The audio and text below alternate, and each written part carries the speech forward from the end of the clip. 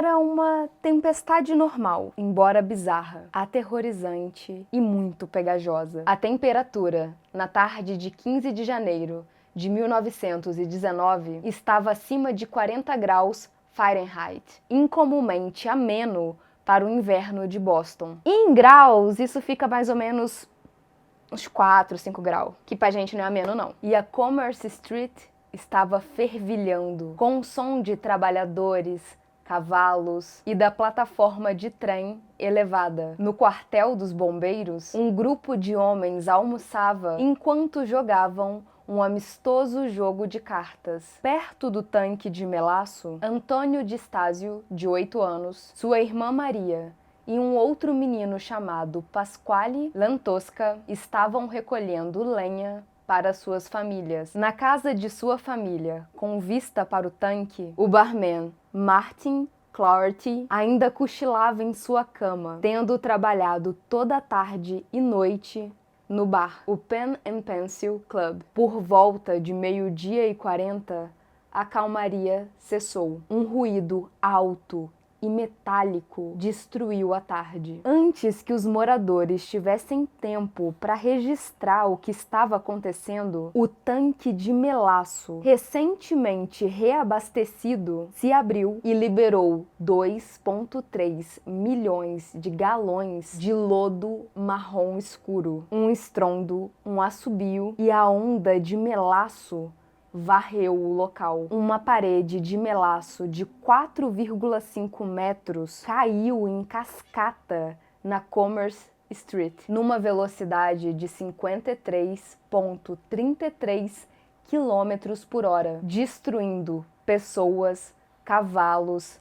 prédios e a plataforma elevadiça de trem. O Antônio, a Maria e o Pasquale foram imediatamente varridos pelo melaço. A Maria sufocou até a morte. O Pasquale foi morto após ser atropelado por um dos vagões de trem. O Antônio, ele sobreviveu. O jornal de Boston publicou que os prédios, eles se encolhiam como se fossem feitos de papelão. O quartel dos bombeiros foi retirado da sua estrutura como se fosse uma maquete, fazendo com que o seu segundo andar desmoronasse. A casa de Martin foi varrida e arremessada contra a plataforma elevada. O Martin acordou no meio da confusão. Ele viu sua casa desmoronar antes dele ser jogado contra a corrente de melaço. Eu estava na minha cama, no terceiro andar da casa,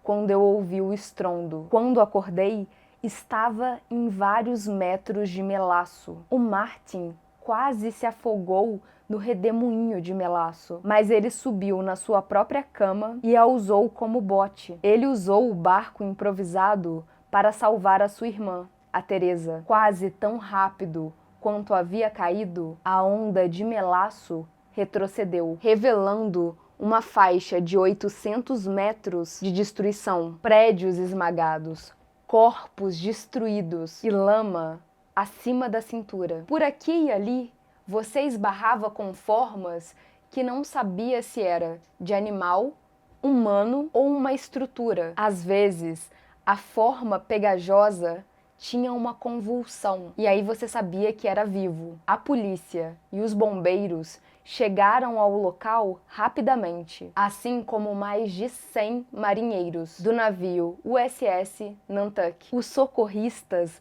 lutavam para atravessar a parede de melaço. Era como uma areia movediça, só que ela começou a endurecer. A temperatura voltou a baixar e os socorristas lutavam contra o tempo para conseguirem tirar os corpos do melaço. O resgate mais dramático ocorreu no quartel dos bombeiros, onde os homens que jogavam o jogo de cartas ficaram presos numa espécie de bolsão de melaço. Os socorristas trabalhavam cortando tábuas e retirando detritos, e eles conseguiram resgatar a maioria dos homens. Um deles se afogou no melaço. No dia seguinte, equipes de resgate continuavam a vasculhar a área. Eles atiravam em cavalos que ainda estavam vivos, mas severamente machucados, e recuperavam corpos. O número de mortos foi de 21 pessoas e 150 feridos. Só que muitas pessoas seriam encontradas ao longo dos meses. Uma vítima, um motorista de carroça, Cesare Niccolo, só teve o seu corpo resgatado no porto de Boston 4 meses depois. Na esteira do desastre, as vítimas entraram com 119 ações diferentes entre si contra a US Industrial Alcohol. As vítimas alegavam que o tanque do melaço era fino demais e mal construído também. Só que a indústria ofereceu outra explicação: sabotagem. A inundação ocorreu durante um período onde havia um aumento de atividades terroristas por grupos anarquistas italianos, que anteriormente já estavam sendo culpabilizados por outros ataques terroristas nos Estados Unidos. Em 1918, quando a Primeira Guerra ainda estava em andamento, um homem não identificado chegou a ligar para US Industrial Alcohol e ameaçou destruir um dos tanques com dinamite. Com isso em mente, a imprensa divulgou que o tanque havia sido explodido por pessoas mal intencionadas. Os processos, que estavam todos separados, se uniram em um grande processo, que se arrastou por 5 anos. Mais de 1.500 exposições foram apresentadas e cerca de 1.000 pessoas testemunharam, incluindo especialistas em explosivos. Os argumentos finais, sozinhos, levaram 11 semanas, mas em abril de 1925, o auditor do Estado, Hugh W. Ogden, finalmente decidiu que a empresa era responsável pelo desastre. Ele concluiu que o mau planejamento da empresa e a falta de supervisão do tanque levaram à falha de estrutura que o rompeu. Mais tarde, a empresa pagaria às vítimas e às famílias das vítimas $628 mil, aproximadamente 8 milhões hoje em dia. Quando o acordo foi pago, a área devastada já estava praticamente reconstruída. Nos dias seguintes, mais de 300 trabalhadores foram até o local para remover destroços, corpos e todos os tipos de detritos. E os bombeiros usaram vassouras, serras, até água salgada para tentar tirar o melaço da rua. Mesmo assim, o cheiro não saiu por anos e as águas do porto de Boston permaneceram manchadas de marrom por todo o verão. 100 anos depois, análises feitas identificam um punhado de fatores que, combinados, criaram esse evento desastroso. Entre eles, aço defeituoso, descuido de segurança, flutuação de temperatura e os princípios da dinâmica dos fluidos. Os resultados,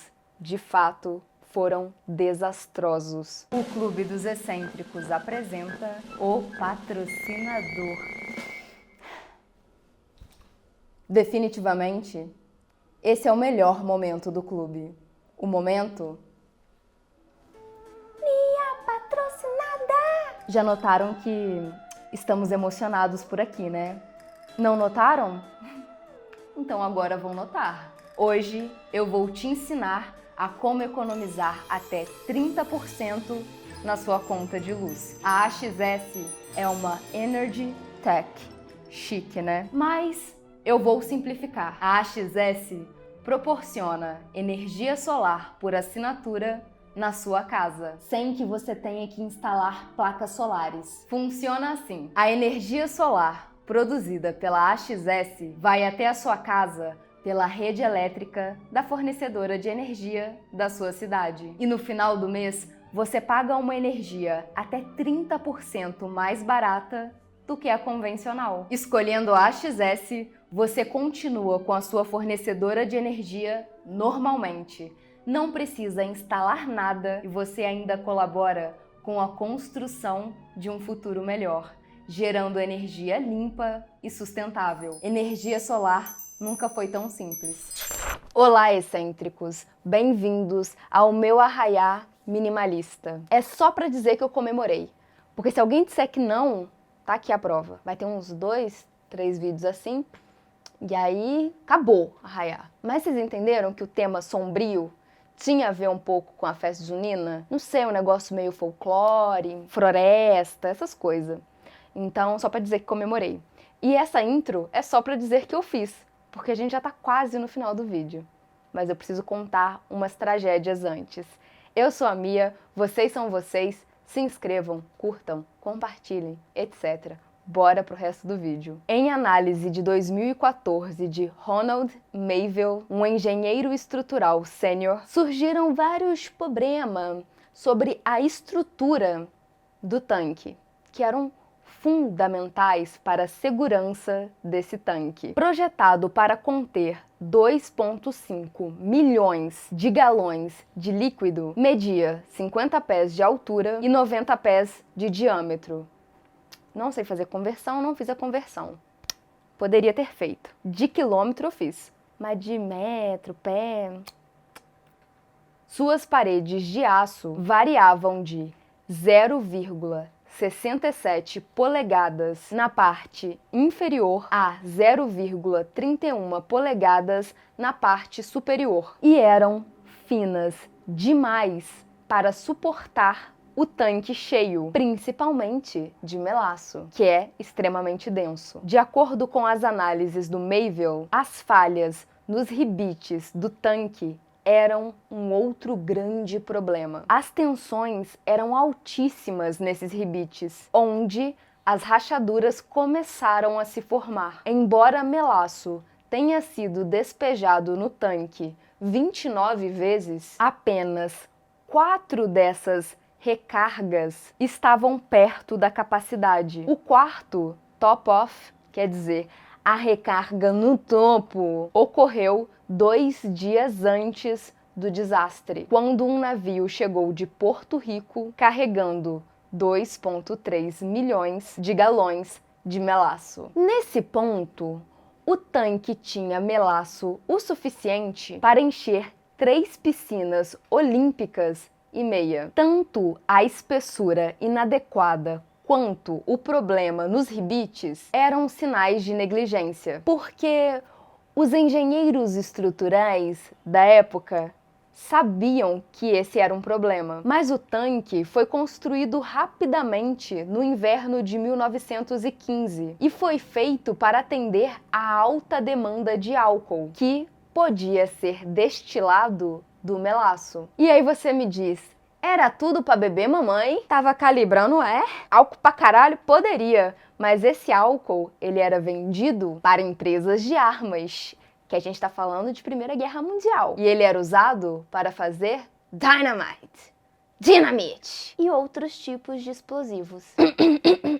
Em vez de inspecionar o tanque de vez e sempre, enchendo-o com água para ver se estava tudo certo, a empresa decidiu ignorar os sinais de alerta e entregar na mão de Deus, né? Não vai explodir, não. Mas eu gostaria de dizer que o tanque já fazia barulhos, gemidos, dava sinais, rachaduras. E isso acontecia sempre que ele era recarregado. Antes que o tanque explodisse, as crianças iam com as suas canequinhas até ele para pegar um pouquinho de melaço, que saía de uma torneirinha, que as pessoas iam lá e tiravam um cadinho para elas. Não, que escorriam das rachaduras. É isso, mamãe, tragédia anunciada. Quando um dos trabalhadores levou essa queixa, esse alerta, até um superior, ele disse: o que você quer que eu faça? O tanque ainda está de pé. Espera ele cair pra gente decidir o que faz. O que os engenheiros não sabiam na época era que o aço do tanque havia sido misturado com muito pouco manganês. Isso deu a ele uma alta temperatura de transição. Tô falando, mas não tô entendendo tão bem. Tornando o metal quebradiço. Agora eu entendi, né? Quer dizer, tinha que ter uma liga pra ele aguentar. Aí a liga era fraca, não aguentou. Quando ele esfriava abaixo de 59 Fahrenheit, que eu não converti e faz esse trabalho aí, ele ficava fácil de estourar. É simples. A temperatura do dia do desastre era cerca de 40 graus Fahrenheit. Quanto que é isso em Celsius? Deus sabe. A fragilidade térmica do tanque naquele dia foi a gota d'água. Uma falha semelhante aconteceu na construção dos primeiros navios Liberty, construídos pelos Estados Unidos durante a Segunda Guerra Mundial. Uma vez que as comportas se abriram, o tanque explodiu, os princípios da dinâmica dos fluidos começam a agir. O melaço, que é 1,5 mais denso que a água, deveria escorrer mais devagar, não é mesmo? Mas no dilúvio, o melaço, que é um fluido não newtoniano, como ketchup e pasta de dente, teria se movido como uma corrente de gravidade. É como um deslizamento de terra, uma avalanche ou um fluxo de lava. Com base nas características do melaço, cálculos feitos mostraram que ele atingiu a velocidade de 56,33 km/h, que foi a única coisa que eu converti. As condições amenas daquele dia, que tava frio pra mim, que moro no Brasil, mas lá, ameno, tava de boas, fizeram com que o melaço escorresse mais rápido. Só que quando foi anoitecendo e a temperatura foi abaixando, o melaço foi endurecendo e recuando. Aí eu não preciso explicar o nível da tragédia, né? Porque as pessoas estavam ficando literalmente presas. Como o mosquito do Jurassic Park ficou preso no âmbar. O líquido tinha 30 centímetros de profundidade. Aí uma coisa que eu converti também. Os esforços para salvar as pessoas talvez tivessem sido um pouco mais tranquilos, fáceis, se o dia estivesse quente e a noite também. A ciência consegue explicar o que deu errado no tanque para que houvesse o desastre, mas em última análise, o erro foi humano e foi de ganância. A tragédia foi uma questão de ética. E eu falei um pouco sobre esse incidente em um outro vídeo, Na Escuridão da Mente, do Paul Tremblay. Assiste lá. Tchau!